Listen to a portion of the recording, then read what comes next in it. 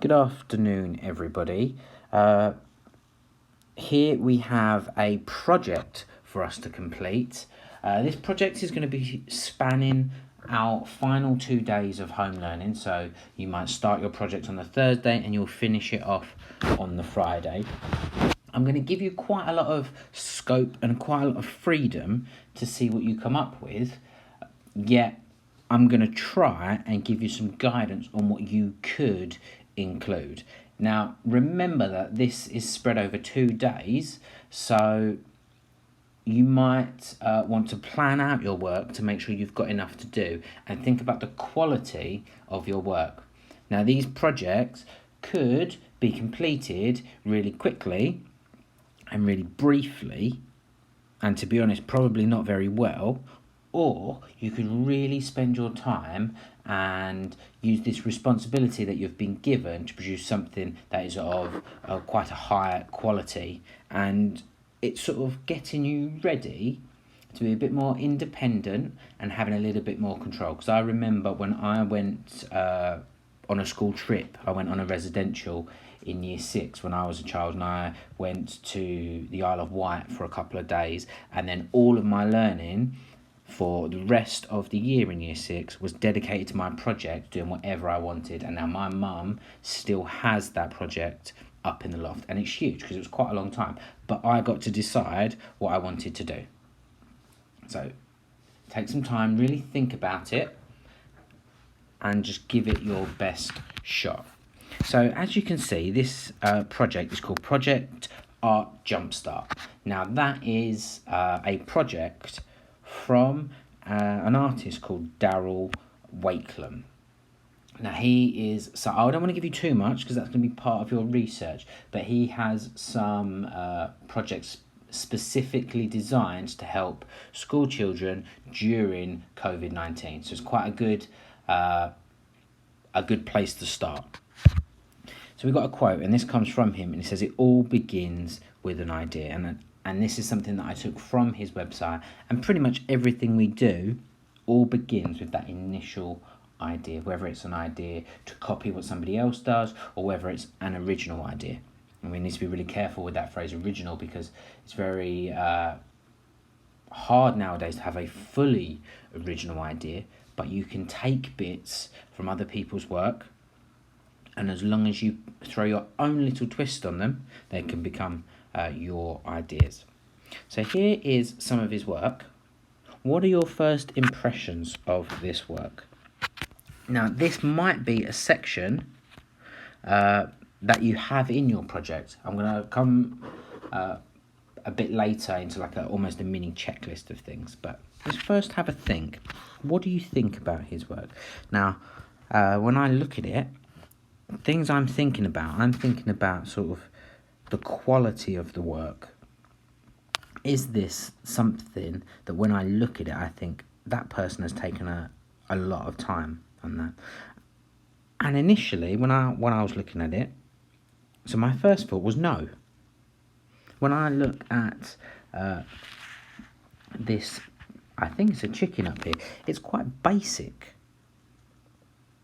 It's no, when we think about art, a lots of the time we think about it being really intricate and really, really detailed. But actually, this is the initial idea. So if we take this one here, it's almost like the spaghetti is the bones. He's using things that he would find around the house. And then I think back to, because it was for children in lockdown, they weren't allowed out. So there was some things that had to use around the house. Then actually, I'm starting to think, my first impression was it's a bit basic, but now I'm thinking actually it's incredibly clever, because I might not have come up with these ideas. So I can see that in here, it looks to me like toilet roll and pasta. This one's fully pasta. This one, I've seen the wider picture, and as it's an egg carton, we've got some more toilet rolls and things here. And they're actually very good. Also, what I noticed, they're not flat. They're 3D, they poke out. So actually, my initial impression was that it's a bit basic. But now when I'm thinking about it, actually, it does look like there's a lot of time. And I'm going to show you a PDF later and give you access to it, and you're going to see that it's not just the outcome that he focuses on. He focuses on the journey and coming to that and creating instructions and things. So what you might want to do is you might want to write your first impressions. You might want to put some notes around. It might be basic, it might be fun, it might be easy, it might be accessible, which I thought was the biggest thing for Daryl working in his favour. This is quite accessible for lots of people. So at the end of this, what are the adults of Year 5 expecting? Now, we're expecting a project. So we're expecting lots of different bits of work that all work together and have some form of order. Now, these are just some areas that you could look into. So this is a logical step for what I was thinking. I was thinking we could start off with learning who is Daryl. Who is Daryl? What's his journey? Where has he come from? Why is he doing what he's doing? I'm going to go into each of these sections a bit in more detail. Then look at some of the examples of his work, presenting some of his examples and maybe explaining his examples for somebody else who hasn't seen them before. And that naturally moves into a critique of his work. Now that's looking at things as whether you like it, whether you don't like it, but also looking at some of the technical skills that he's used. Not about your opinion, what has been done well, what could have been done better, and what makes his work sort of unique. Plan. So we might plan to have a go at our own piece. So in order to plan, I need to start thinking about resources that I've got around me. I might start thinking about how much time I have. I can't plan to glue lots of things together if I've only got sellotape. I can't plan to sellotape things together if I've only got glue. So really think about your planning process, thinking about what you can do well. It's not always about making something really extravagant.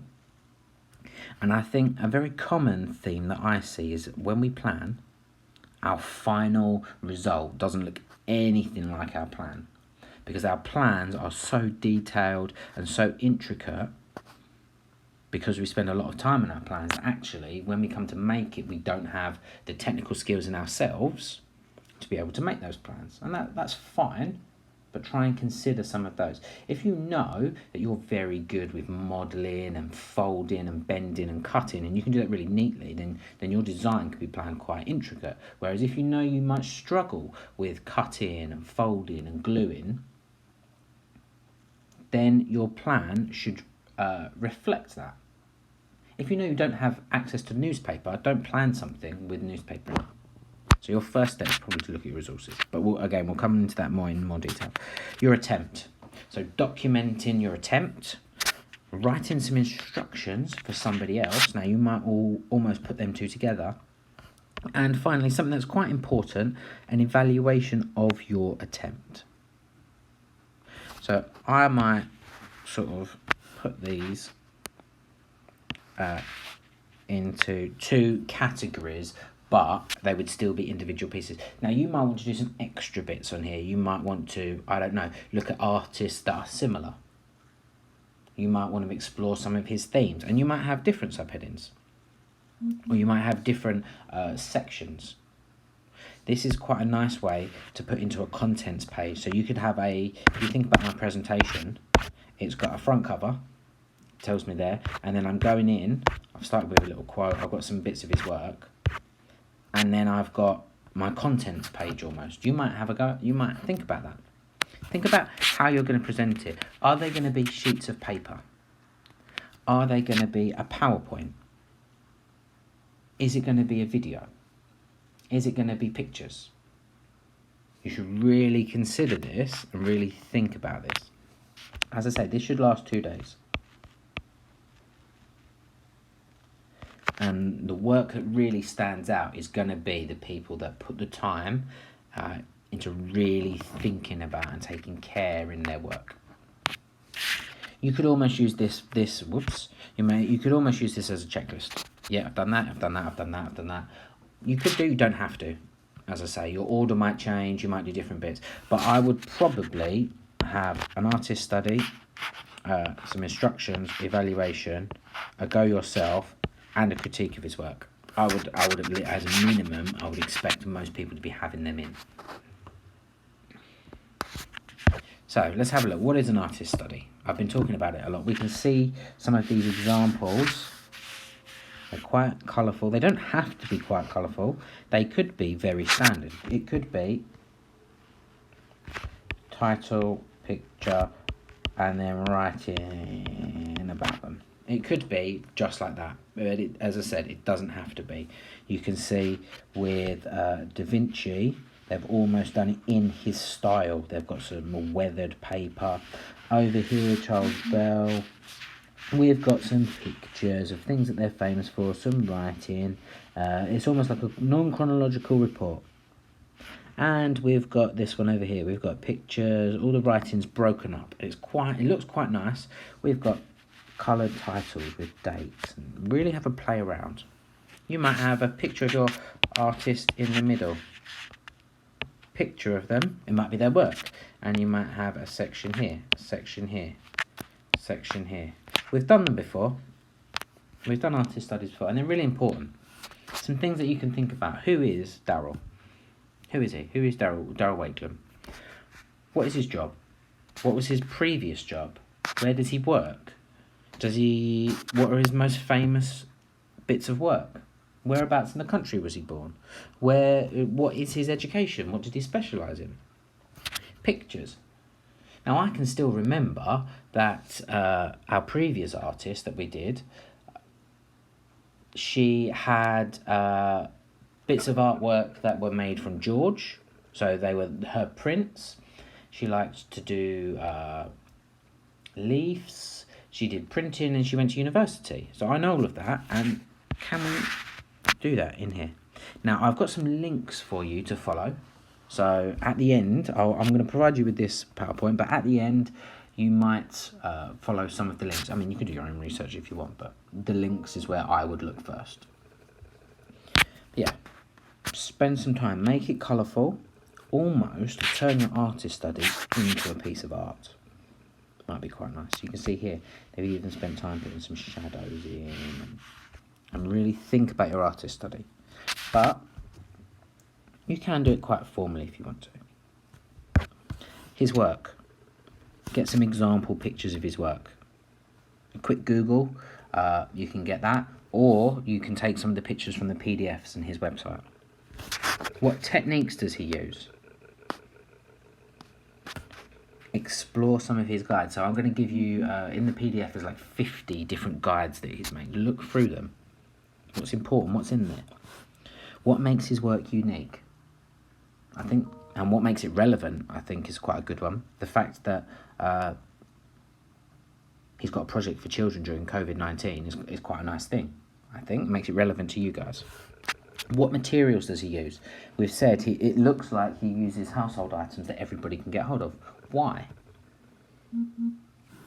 And are there any common themes in his work? So does he only do landscapes? Does he only do birds? Does he only do tigers? Those sorts of things to think about. A critique. So a critique, we can see there's lots of different ways to lay it out. You'll notice I go straight for the layout. I quite like when things are laid out unusually and it looks quite nice. We've got a formal critique sheet here, quite standard paragraphs, things like that, or we can have something fun and colourful. It's up to you. Things that you should consider in an art critique, so you could almost treat these as paragraphs. Basic information about the bit of artwork that you've chosen.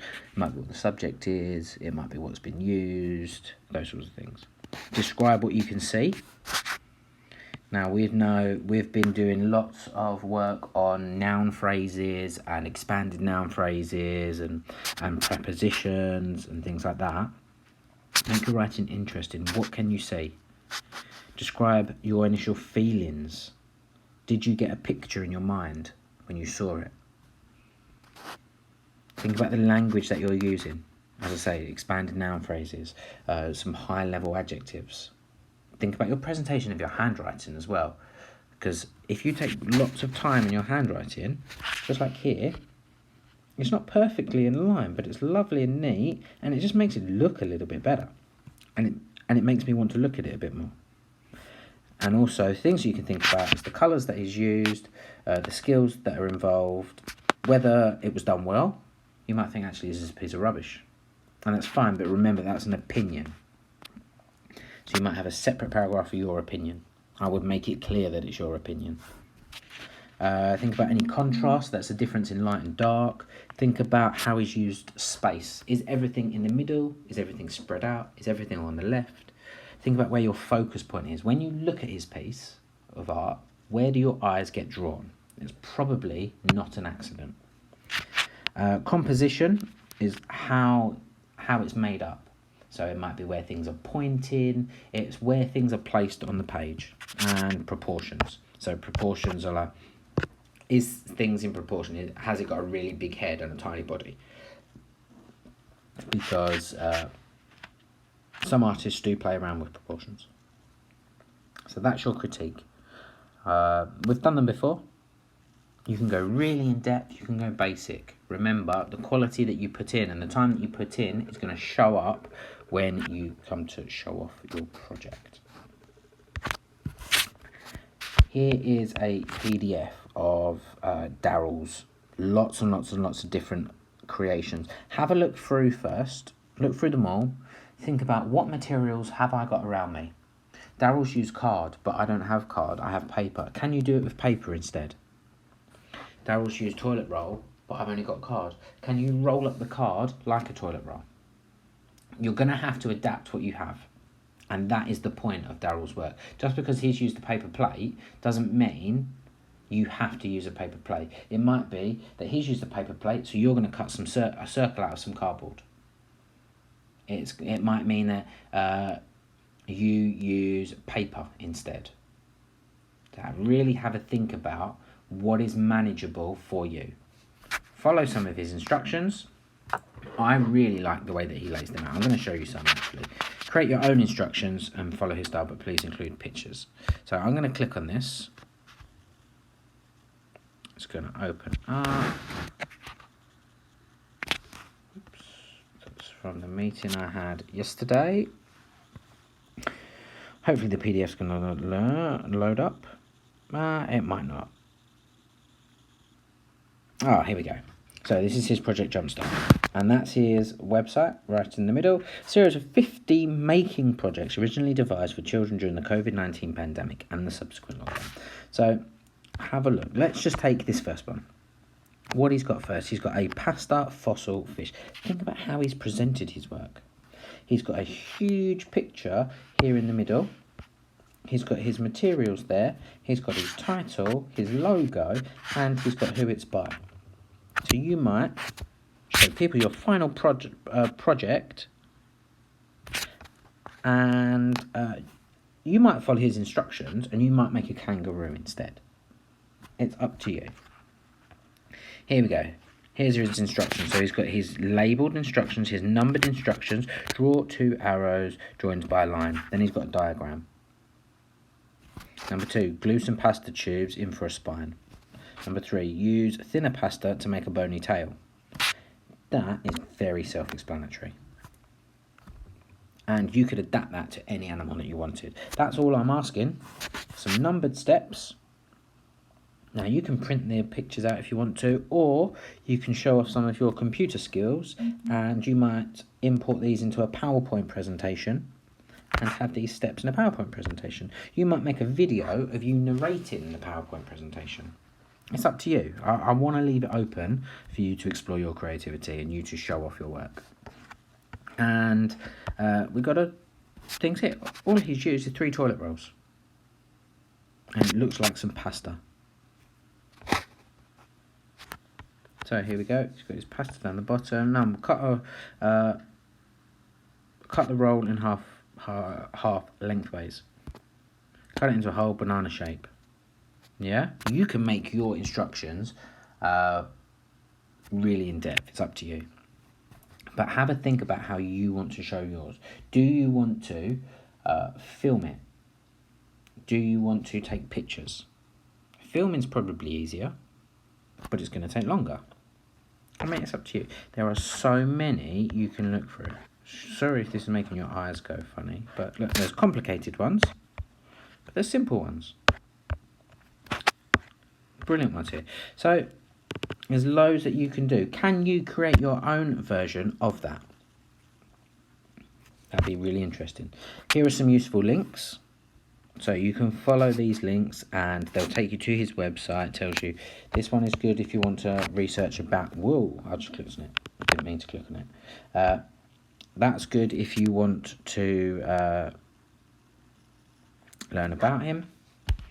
This one's good to see pictures of his work. This is the PDF that I just showed you. Here is just a random website, looks like a UK version, and this one here is just some more information. Use it. Enjoy what you're doing. You may make it one day, you may even paint it. You might make two. Also, what I haven't covered, and I don't think I've got a slide there, is an evaluation. Now, in your evaluation, you want to think about what you did, what went well, what didn't go to plan. You might want to think about your limitations. It's very much like a science evaluation. They follow a similar format because you are evaluating. Oh, excuse me. Limitations and next time. What would you do better next time? So it's almost like saying, what have you learned? Yeah, I did this well because is going to be your friend in this, and I'm bracing myself for the wave of becauses that are coming my way. But there might be some other ways you could use because, but you should really be saying, this went well because I managed to do this. I was able to paint my bird accurately because I had some really good reference images, and I also let my glue dry so the paint didn't run. And you could have 1 point for each. You could do 5 for each. As I say, it's going to be, you're really going to show off how much you've sort of matured and how much pride you're going to take into your work. So you should really be proud of something. If you want to submit your work individually, each bit you do, feel free to do that. Maybe your teacher can provide some feedback on that. If you wanted to collect it all together and then submit it as one file, or do that as well, but that might take your teacher a little bit longer to give you some feedback on that. But really think about how you want to submit your work. If actually what you wanted to do is you got to Friday and you didn't finish, please don't panic. Don't upset yourselves thinking, oh no, it needs to be, and don't submit something that you're not happy with. Take it over the weekend. Drop your teacher a message on Dojo. I really enjoyed doing this, but actually one of my adults was working and they're going to help me at the weekend. Brilliant, that's fine. That's fine. I'm sure your teacher would understand. Yeah, and then maybe submit it on Monday. Just beware that submitting it over the weekend, your teacher might not see it, and they may not reply first thing on Monday because they are going to be getting ready for next week. So if you don't get instant feedback on it, please just bear with us, because we'll be getting lots of things ready. But we will try to, and I'm sure we'll bring it up throughout the week. But really excited seeing what you come up with. This is a chance for you to show off everything that you've learned, to show us that you're now really starting to become independent learners. So really looking forward to seeing what you come up with, what you create. But take your time, please don't rush it. And